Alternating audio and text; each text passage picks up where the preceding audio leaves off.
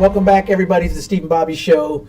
We are back. Steve and Bobby's back again. Not because of that. Had to take a break and let you laugh. Back, man. My bad. It was just funny the way it was just. It's just. Oh my god. When there's inside jokes, it was an inside joke. It's hard to break away. But. So we discussed. You brought up a good point about Trump and him being silent. Yes. The power of that being silent. Last segment that we was in talking about, just him not saying certain things that matter. Right. Or that are important, or what a president should. Donald Trump is a president of the United States. He's the man. So when we have something catastrophic happens, something major happens, that's who we as Americans, we've always looked to. Mm-hmm. Okay, when 9/11 happened, we looked at President Bush, right? When the Challenger exploded, we looked at Ronald Reagan, right? All these things, we always look at our leaders, right, when major things happen, because we look at them and say, okay, they're supposed to be the right version of us. They're supposed to pull us back and say, okay, hey, we're all Americans, and we should appreciate the fact of where we stand, or just the good parts of us. Yeah. So here we go, and we're in this weird system here in the United States, where now we have a nationalist movement that is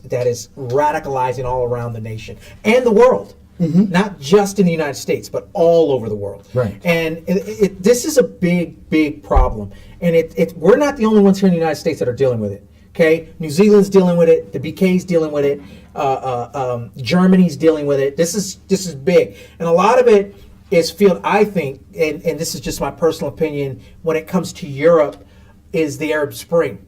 And a lot of the immigrants that moved out of some of these areas and moved into Europe, trying to escape a lot of the issues that were happening here. Same issue that we're having here, but except in South America, where there's famine, there's coup going on, like in Venezuela, and when people move, so the people that are in these segments, they see their livelihoods being disrupted, and their only way of attacking that is attacking the individuals that are coming in, right? Mm-hmm. And we look at our leaders and tell our leaders, okay, bring us back. We know we're not supposed to be thinking like this, right? And we're not getting that with Donald Trump.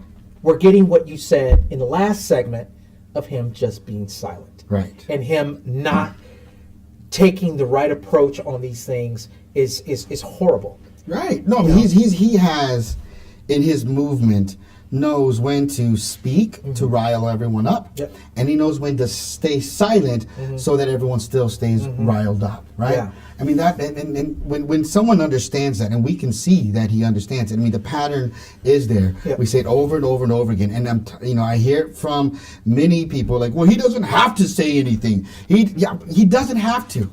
But a good president would.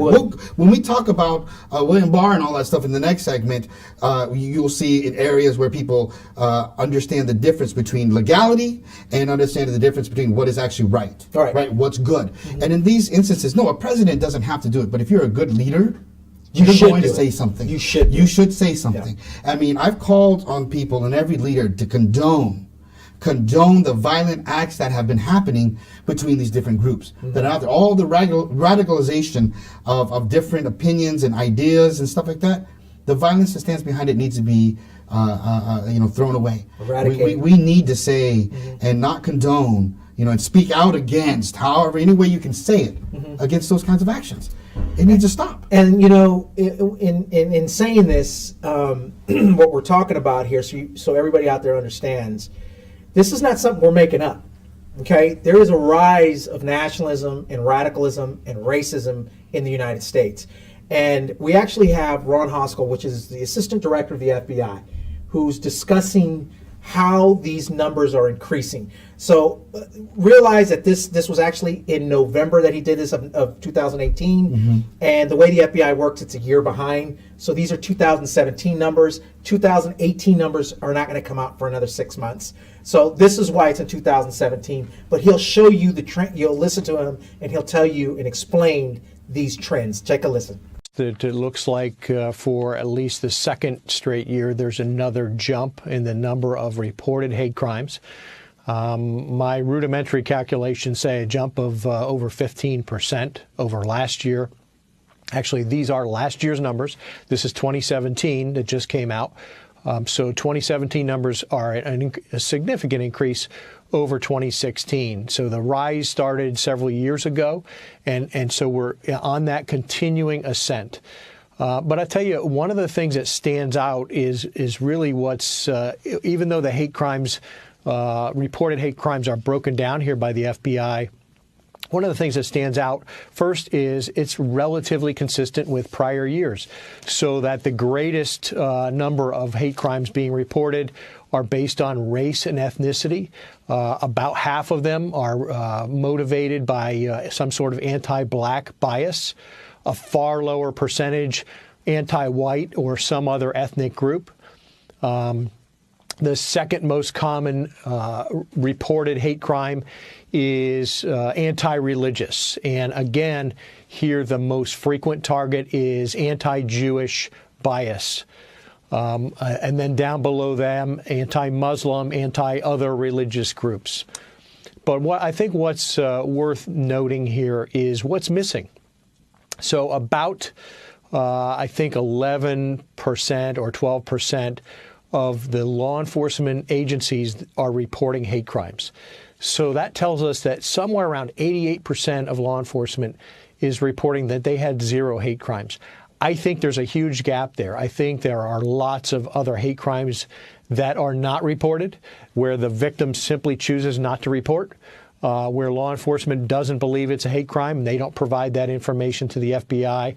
I suspect there's a huge gap here in what's being unreported to the FBI, even though we're seeing a rather substantial increase in the total number of reported crimes. So I think what he's saying, and that's why I wanted to put the whole clip in there, because it was really important what he was saying from beginning to end, and it's important how he broke it down like that. Just take a look at what happened in the past 6 months. We had 2 synagogue killings, right? I'm talking about here in the United States. Right. We had one in New Zealand, one in Germany. We had one in Oslo. We had what else? We had the church burnings. Mm-hmm. Remember the one in Louisiana, right. Mississippi, Tennessee, Georgia were church burnings. Because there were more than just the Louisiana. There were others. They caught the guy that did the Louisiana one, but we had that were burning black churches all over Mississippi, Louisiana, Tennessee, all these places. And then we had, and one of them, the guy in Louisiana was, actually we should play the video. We have just so you guys can remember what's actually going on here, we put a little montage of some of the stuff that's been going on with just this year. Well, when you're looking at the hate crimes and things that go into it, I mean, that montage, you'll see a lot of the stuff that's been happening. And then, when we talk about Donald Trump or any leader staying silent, just think back about all the different things that have happened when he actually spoke out against it, mm-hmm. right? Said, hey, that's, even saying it's a terrible thing that happened. I mean, I was surprised that he said it about the synagogue in Poway, right? That he finally said it was a terrible thing that had happened. Mm-hmm. And I mean, he's not voicing out against all of these things. And just to let you feel of the amount of violence, the amount of things that are happening, watch this video and see if you don't think violence is occurring at a very large rate in our country where people have to start condoning such acts. Good evening, I'm Rena Ninen. Another deadly shooting in a house of worship. It happened in a synagogue in Poway, California, 22 miles roughly north of San Diego. One person is dead, 3 others were wounded. And the 19-year-old shooter is in custody. It was a weekend of street battles and stark displays of racism, exploding into a deadly act of domestic terror. Tonight, we examine the hateful groups that now appear to be banding together. Hate no longer hides behind hoods. This was the scene in the liberal college town of Charlottesville, Virginia on Friday, reminiscent of News alert. We are monitoring a reported mass shooting at a mosque near the New Zealand city of Christchurch. Witnesses report dozens of shots fired and people fleeing the mosque. The shooter appears to be at large. We are still trying to get confirmation. Is now saying that there has been a second shooting at a mosque. Very little details about that, though. We're still waiting for police to make an official statement. But a witness is saying that at that first mosque, Many people are dead. This happened at a mosque in the New Zealand. We begin this hour with the breaking news out of Pittsburgh, Pennsylvania. This is where police SWAT teams have swarmed an area around the Tree of Life Synagogue. This is a temple where there were reports of an active shooter, also reports of numerous fatalities.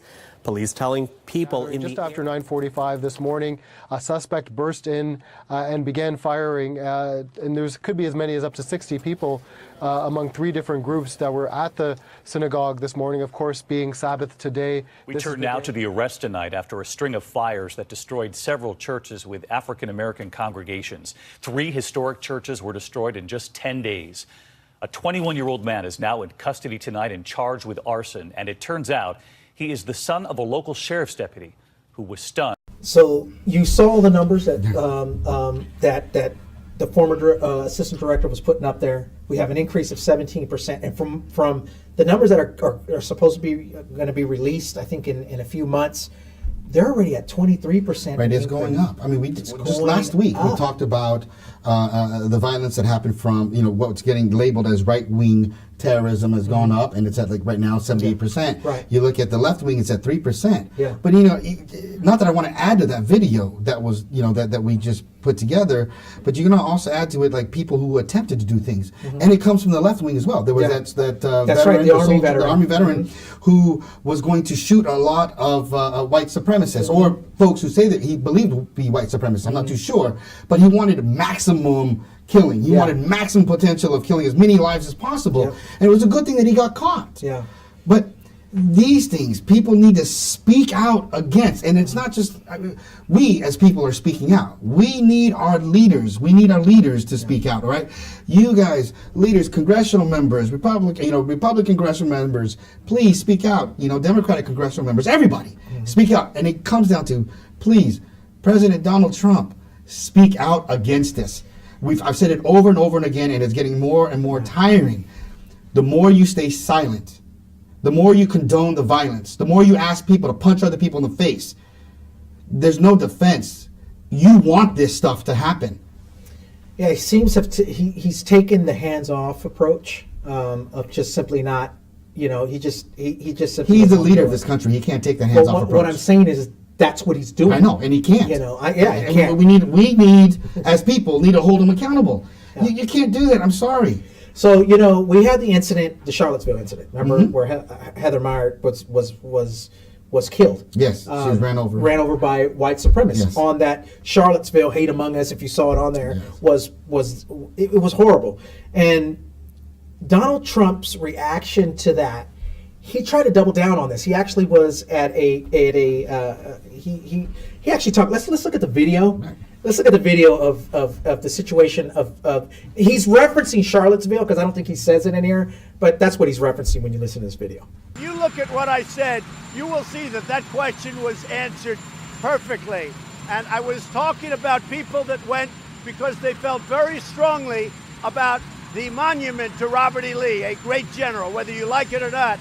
He was one of the great generals. I've spoken to many generals here, right at the White House. So he's talking about that day, and thinking that his answer about there's bad people on both sides and all. Someone died. Someone was murdered. Yeah, it's not a comparison. So he doubled down on it. And he's going on it. And he's saying it again. He's saying it again, and he's saying one of the greatest generals in this country, the general that was asked to fight for the North, decided not to fight for the North and wanted to go fight for the South and become a traitor to this country. Because that's what they were. Right. Yeah. And to maintain the right to have slaves. That's the great general that we're talking about. And two, think about this, guys. The folks that we just showed you the video, the folks that were going around the Robert E. Lee statue, they were not yelling and screaming about that statue and wanting to keep that statue there. No, they were going around with tiki torches saying the Jews will not replace us. And then, I know, here, Donald Trump knows better. He knows. The guy's does he, right? Yeah. No, he does. And, silence. Right, we made this point earlier. And here's the issue, too. You also have the fact that it's festering larger. It's getting bigger. And now, and this is not about griping on Republican politicians, okay? But this is not what I'm trying to do here. But the Republican Party has an openly nationalist white supremacist in Iowa, Steve King. Yeah. And I want you guys to see this video, because this is Steve King, a sitting U.S. congressman in 2019. He actually represents a district, a congressional district in Iowa. Take a listen. Republican Congressman Steve King is under fire again for controversial comments, and now members of his own party are taking him to task.